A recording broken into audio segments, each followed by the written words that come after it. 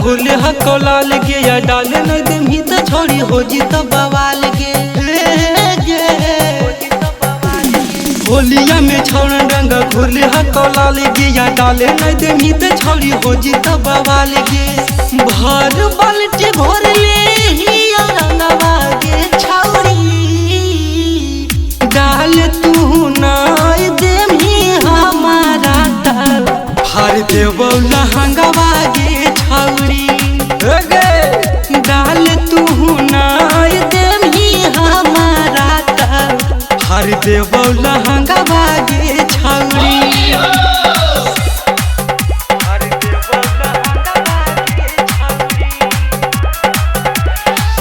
सभी छौड़न के नियत हौ खराब गे होलिया में सभी छौड़न पिल हौ शराब गे और पिचकारी सभे भरले हक रंग गे रंग देता पूरा छौड़ी तोरा यंगे यंग कोई खैले हो भांग छौड़ी कोई पीले हो गांजा गे होलिया में सब छौड़न मार लेबो मजा गे होलिया में सब छौड़न मार लेबो मजा गे रंग देव छौड़न पूरा समनवा गे छौड़ी डाल तू ना देही हमारा ताल हर देव लहंगवा गे छौड़ी डाल तू ना देही हमारा ताल हर देव लहंगवा गे छौड़ी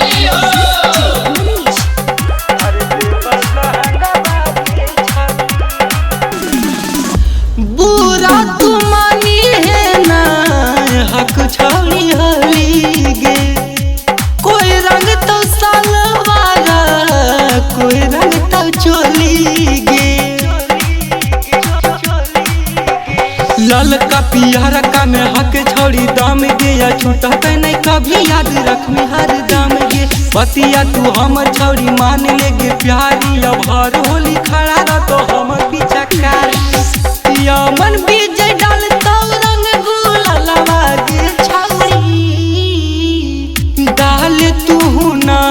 देम ही हमारा ताल हर देव लहंगवा गे छौड़ी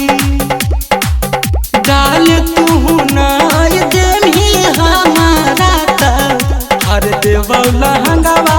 गे छौड़ी डाले देम ही कि नहीं गे।